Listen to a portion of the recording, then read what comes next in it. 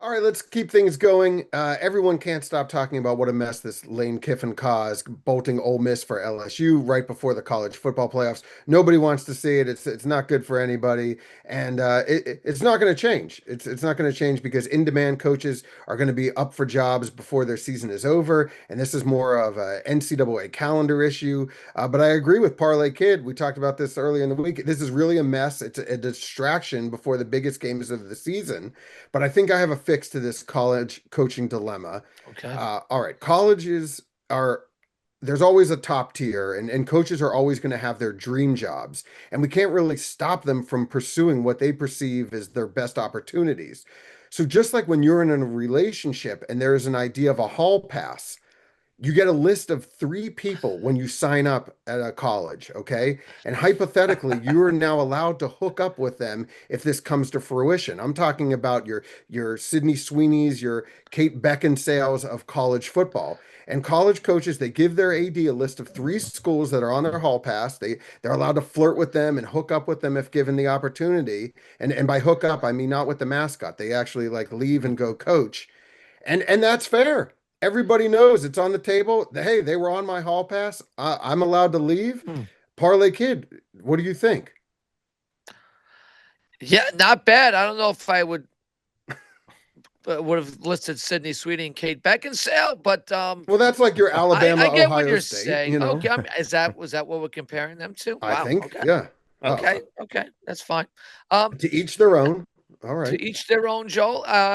Yeah, I guess it's better than what they have going on right now. So that's a step in the right direction, Joel. You might be onto something. I just think if schools they might have ties to or they played there, like for Hmm. example, like I would want USC or Texas. I just think like those are my glamour jobs. For me, it would be like those are Yeah. towns I'd want to live in. They've got great football Hmm. tradition. Uh, those are the schools I would check in Hofstra, obviously, if they had a team. I Eddie, what do you feel? I mean, I feel like Notre Dame would absolutely be on your list. Oh, I mean, sure. Though I like to think that I have some character and would have, Right. if I built something like the problem with college sports, especially college football, is like there are clearly tiers, even within the SEC. Yep. Like Ole Miss is a great school. They've had a couple years where they ranked super high. They've had years where they've had really good recruiting classes, but they're really never getting over that hump. And Lane's actually doing something. And I actually did think that if Lane stayed, they had a real shot at winning a title this year. Right. I do think they're one of the few teams that could actually win it. But now with him gone, they're completely screwed. And then he's going to go to Yeah. LSU, who tried to do this with Brian Kelly, paid him a boatload of money. So to me, it's just like, yeah, you're going somewhere new. Is it a guarantee you're going to win? No. You're going to have more resources Mm. for sure. Has that always helped you? But now you have a huge target on your back. So my point is, while making fun of Lane, is like I would be. It's hard. You're accepting a new job in December when you're under contract and you're building a good thing. Like I don't know, man. It's hard for me to Yep. jump ship. That I agree, but that was LSU. That was his Megan Fox. So if it was on the list, I mean, Bri, who is your Scarlett Johansson Oh, of, that's a good. It's you know, it's funny though. I'm gonna have a hard time. I'm gonna have a hard time naming these. It's funny. I once you said Kate Beckinsale, I'm like, she must have been on your list for a long time though, Joel. always, always. Well, Yeah. you No know, there's, doubt. I guess like Margot Robbie would be Oh yeah, like, Margot Robbie, yeah, for sure. your, Yeah, Yeah. There you I go. guess that's Mike. That's That's better. Michael. Michigan, That's also like, Michael's. Oh, you know That's who also Mike likes? Michael's number one, I yeah. Margot can make Robbie, fun of right? him. He loves the girl from Landman in 1923, the blonde. I forget her name. Sorry, Michelle something. Randolph, is that right? He definitely knows. He can And correct me. she's like a mid-major, Michael, or who is she? Sorry for outing you, meatballs. A I don't know. He hates me now. mid-major. Oh, I don't We know. gotta look. So good. Can we pull her? Megan Can we Fox, that would pull be her like up? University of Miami. This is, and this makes sense to me. I'm sorry.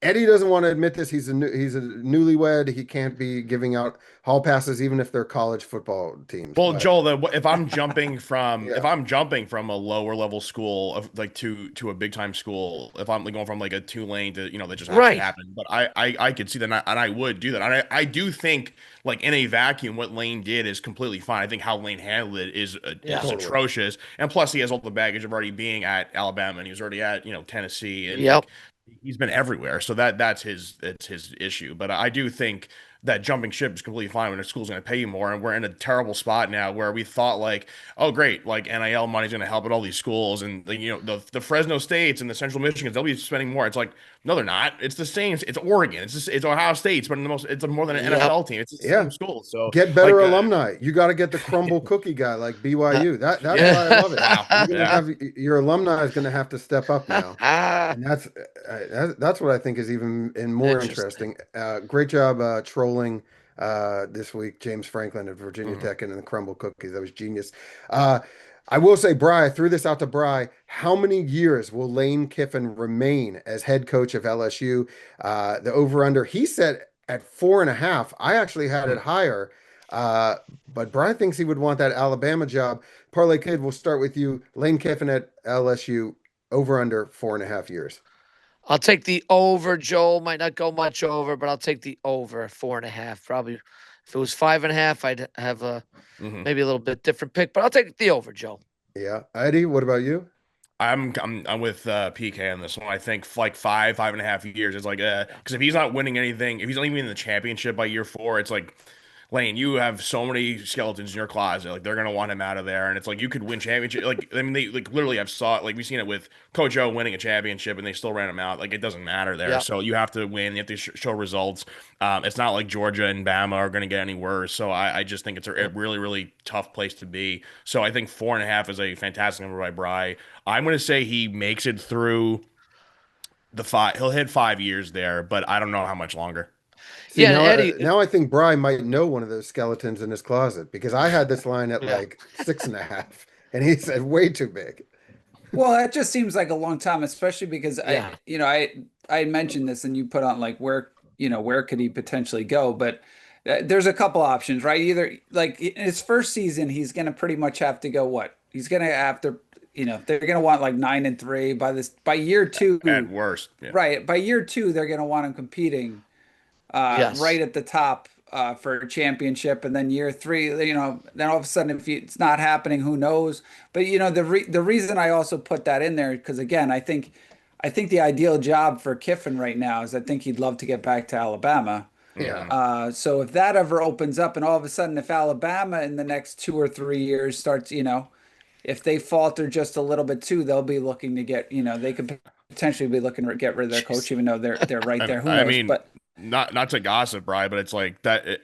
2 years ago when Kalen DeBoer when Bama hired him, it's like Lane Kiffin was around then too. I obviously didn't have the 2 seasons he had. Right. After this past season, the one before then, he wasn't as attractive. But the rumor is like Alabama. I guess Saban was like he's not the guy. So I don't know if Bama's. But then ever it's gonna funny come up. because then Saban's the one who was also right, is consulting him to take the LSU job. So it'll, again, I feel like once you're at the LSU, though, I guess the question is how many more better jobs are there? I mean, there's probably Alabama, and then there's Texas, I guess. I don't know how many other ones you would go to aside from like those 2 schools. It's like And I yeah. don't see him in like the Midwest. I don't see him like coaching Ohio State or a team like that ever. So Yeah. I think it depends where you want to be in the conference. That's why like there's the Nick Saban road, there's the Urban Meyer road, but it really is. That's why it's what is the most attractive job, and I think we all agree. Alabama is Selma Hayek. I think that's what we've learned. Is, So wait, you Alabama gave will always be the best. Did you give your 5 then? Was that 4? Or did you give your 5? What was your, I don't know. We have to take a break because my wife just walked in to take out the dog. So we're gonna get to these college conference championship games, and we're gonna stop talking about hall passes. All right, quick break. Good stuff, Joe. All right, pal. That was a Good good. stuff. That was a fun question. Oh, all right, good stuff. It's a good one. That's a good one. Yep. All right, 3, 2, 1. All right, before we can get the finalized college football playoff, we've got some conference championships to get to this weekend, some big ones. But before we give our picks, Eddie, are you nervous at all? Notre Dame, your Fighting Irish could be left out if BYU beats Texas Tech in the Big 12 championship. They're already kind of being compared with Miami, and a lot of people don't even think Notre Dame should already make it. I feel like you're never normally nervous, but now maybe. Are you? I'm nervous because the committee has proven they could do whatever they please and they can make up arguments. I mean, it's Right. very odd when a program that's aired on ESPN when the company owns like a conference, obviously going to want more of their teams in. Like them moving up Alabama after almost blowing the Iron Bowl to Auburn, and then being like, yeah, they played their rival tough, or whatever like the guy said. It's like they clearly did that because if they lose to Georgia, which I would pick Georgia in this one. If Georgia wins, Alabama loses. They don't want to knock Alabama out of it Yeah. completely because it's Yep. just a title game, and they've kind of made this point, which again goes with the Notre Dame thing of like they don't really care about conference titles. But so I think what's going to happen is if as long as Georgia wins or Texas Tech wins, I think Notre Dame is Mhm. completely safe. So I do think that Georgia and Texas Tech both will win. I think that Notre Dame will move up back to their spot at 9. I think Bama will move back a spot, and then I think that BYU unfortunately will be left out because their schedule was not that great, and you lost to the same team twice. So I just think you have to keep them out. And the Big 12 doesn't really deserve to get 2 spots. But like I said, there's a lot of wackiness going on with a boardroom of guys who are kind of at the held at gunpoint by a TV network. It's kind of strange. It is strange. And Bri, that's why there has to be an NIT in college football. Like this would be so much easier. Just put all these teams in the NIT.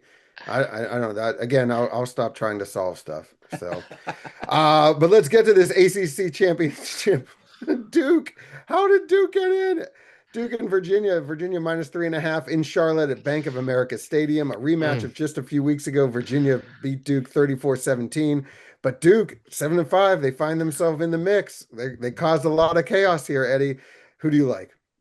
I'm taking Virginia in this one. The Cavaliers had a surprisingly really good season. Blowing that game to Wake Forest was very odd, and losing to NC State, it was all right. But they had some okay wins, beating Wazoo, beating Belichick's North Carolina Tar Heels, Louisville, FSU was a rough year. So they surprised me. A really good running team. So I do think that they're pretty balanced and they're going to win this game. They already beat Duke. I do think if Duke has any shot in this game, it's their quarterback Darian Mintz has been unbelievable. I mean, they have to have a complete crazy hero ball game from him to win this one or an upset. But I feel pretty confident that the Cavaliers will win this, and for whatever reason, they get an automatic bid to this dance.